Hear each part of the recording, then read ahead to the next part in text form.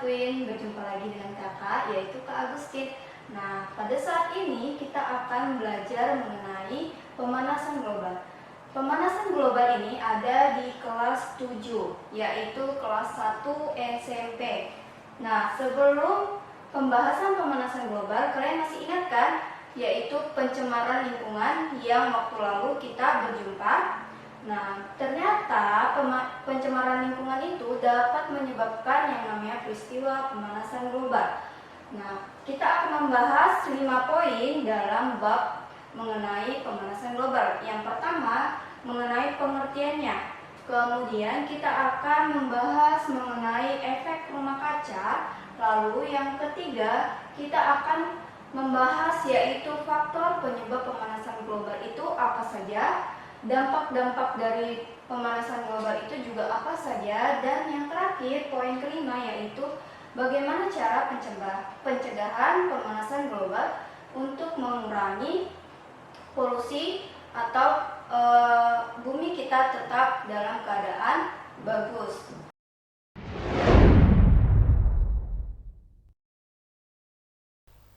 Nah, pembahasan yang pertama mengenai pengertian pemanasan global. Pengertiannya adalah peristiwa meningkatnya temperatur atau suhu rata-rata pada lapisan atmosfer dan permukaan bumi karena adanya gas rumah kaca yang bertambah jumlahnya. Itulah pengertian dari pemanasan global. Nah, pertanyaannya, apa itu gas rumah kaca? Gas rumah kaca yaitu suatu gas yang berada di atmosfer yang menyebabkan yang dinamakan dengan efek rumah kaca. Nah, kita akan membahas kembali mengenai apa saja gas rumah kaca. Yang pertama, biasanya gas rumah kaca itu contohnya mengenai pembakaran bahan bakar fosil. Nah, bahan bakar fosil itu contohnya yaitu BBM. Tahu kan BBM itu apa, adik-adik?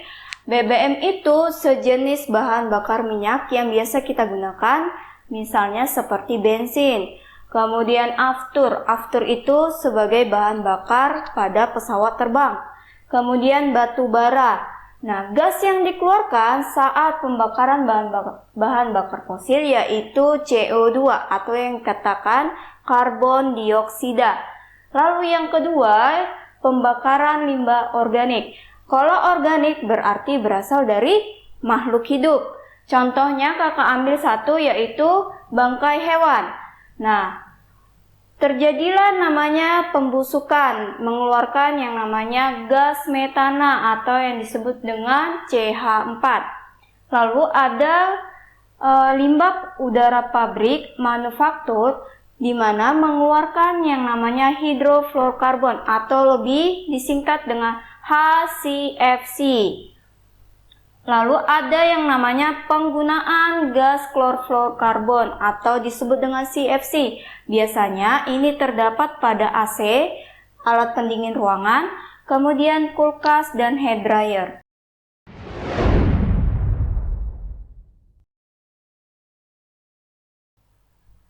Nah, kemudian kita akan membahas mengenai efek rumah kaca. Sini kakak ada gambar, di sini ada matahari, kemudian ini ada lapisan atmosfer. Kemudian ini ada contoh dari gambar bumi. Di sini kakak mengambil Indonesia. Nah, untuk poin yang P itu kita beri keterangan dengan radiasi matahari. Maksudnya di mana sinar matahari akan memancarkan cahayanya ke bumi. Lalu untuk yang R, cahaya yang tadi menuju bumi akan dipantulkan kembali ke luar angkasa. Nah, itu adalah berupa sinar inframerah. Lalu ternyata sinar inframerah yang tadi dipantulkan ke luar angkasa akan tertahan oleh yang namanya gas-gas CO2 yang tadi sudah kita bahas, apa saja gas-gas dari rumah kaca. Nah, itu akan dipantulkan kembali ke bumi. Jadi itu poin yang huruf S, yaitu dipantulkan kembali.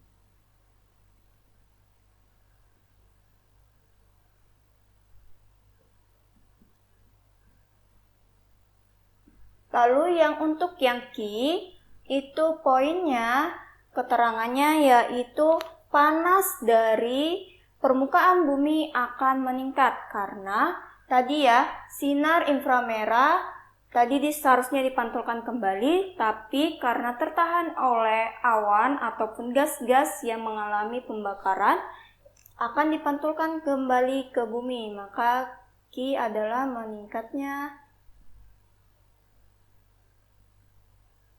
suhu permukaan bumi.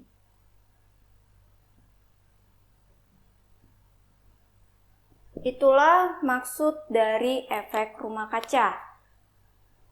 Nah, ini kakak juga sudah tulis mekanisme efek rumah kaca. Yang pertama, radiasi panas dari matahari akan dipancarkan ke bumi, kemudian radiasi tersebut tidak seluruhnya diserap oleh bumi, jadi sebagian saja. Lalu yang poin kedua, radiasi panas akan dipantulkan kembali ke luar angkasa, yaitu yang tadi kakak sebutkan, yaitu radiasi inframerah.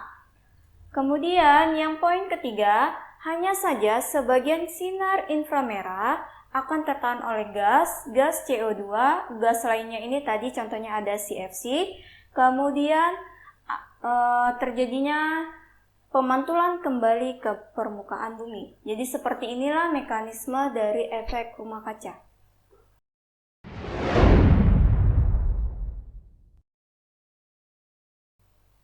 Oke, kita lanjut lagi ya.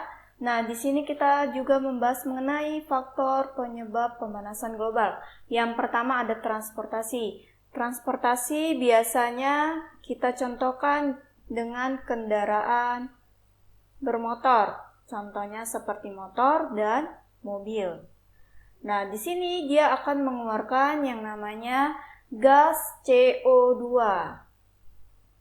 Lalu industri itu contohnya seperti pabrik. Tadi sudah kita bahas, yaitu dia akan menghasilkan yang namanya gas hidroklorkarbon. Kemudian ada penggunaan alat-alat penghasil CFC. Tadi juga sudah kakak bahas, yaitu contohnya penggunaan AC, kemudian kulkas, dan hair dryer. Lalu ada pembuangan sampah. Nah, pembuangan sampah itu akan mengeluarkan yang namanya metana atau disebut dengan CH4. Lalu ada penebangan hutan. Seperti yang kita tahu bahwa hutan adalah paru-paru dunia. Nah, hutan akan mengurangi yang namanya gas-gas yang menjadi gas rumah kaca. Jadi jika mengalami penebangan hutan secara besar-besaran, maka tidak ada yang namanya pengurangan dari gas yang terjadinya efek rumah kaca. Kemudian ada pertanian dan peternakan. Pertanian itu biasanya ada namanya limbah pertanian, contohnya seperti padi. Kemudian ada perkebunan juga seperti teh, segalanya lah yang berhubungan dengan tumbuhan. Nah, itu dia juga akan menghasilkan yang namanya gas metana atau CH4. Nah, contohnya peternakan juga seperti kotoran pada hewan. Nah, itu juga bisa menghasilkan yang namanya gas metana.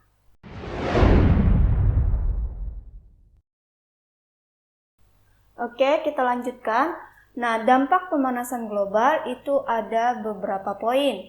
Yang pertama, iklim tidak stabil. Jadi maksudnya, karena ada peningkatan suhu pada bumi akan membuat yang namanya iklim tidak tentu atau mengalami yang namanya ekstrim. Seperti curah hujan yang meningkat, kemudian musim kemarau yang panjang. Nah, kemudian ada mencairnya es kutub. Karena pemanasan global, maka es yang ada di kutub akan mencair, maka air laut akan meningkat. Nah, lalu pulau-pulau yang ada di sekitar bumi yang kecil itu akan mengalami yang namanya tenggelam. Lalu ada yang namanya air laut akan masuk ke air tawar. Kemudian poin yang berikutnya, meningkatnya kasus gelombang panas. Nah, tadi sudah dijelaskan bahwa akan meningkatnya perubahan suhu. Nah, gelombang panas biasanya ekstrim sampai 48 derajat yang pernah terjadi di Amerika. Kemudian ada gangguan kehidupan di laut. Karena suhu yang meningkat, maka mengalami kerusakan di terumbu karang yang disebut dengan pemutihan karang. Lalu yang terakhir, gangguan ekologis. Nah, ekologis itu berupa yang namanya lingkungan. Jadi tidak hanya di laut, tetapi di seluruh lingkungan, yaitu di darat dan di laut. Jika kehidupan laut tadi mengalami kerusakan terumbu karang, maka ikan-ikan juga akan mati karena tidak ada tempat tinggalnya. Kemudian di darat mengalami yang namanya tadi musim kemarau yang berkepanjangan, maka akan mengalami dehidrasi atau kekurangan air. Kemudian kakak lanjutkan pencegahan dari pemanasan global, yaitu penghematan energi. Tadi ada yang namanya bahan bakar. Nah, bahan bakar itu contohnya, salah satu contoh dari penghematan energi, yaitu seperti kita memakai sepeda, ataupun bahan-bahan bakar yang bersifat alami seperti biogas, biodiesel.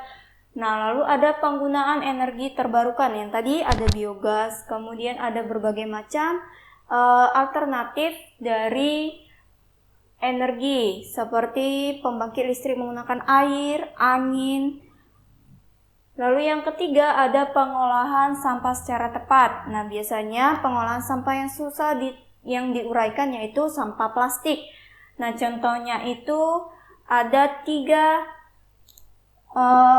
pencegahan yang disebut dengan 3R, yaitu reduce, reuse, dan replace. Reduce itu seperti mengurangi, contohnya kayak penggunaan pipet yang digantikan dengan pipet stainless. Kemudian reuse, menggunakan kembali. Nah, itu seperti botol-botol minum yang diolah kembali menjadi barang-barang yang berguna. Kemudian ada replace atau mengganti. Misalnya kita menggantikan kantong plastik, itu menggunakan yang namanya tas untuk berbelanja.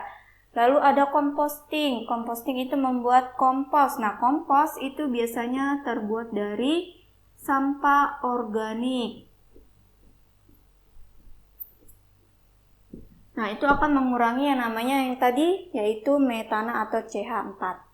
Oke, sekian dari kakak mengenai pemanasan global. Maka akan kita membahas selanjutnya mengenai lapisan atmosfer dan jenis-jenis batuan untuk pertemuan selanjutnya.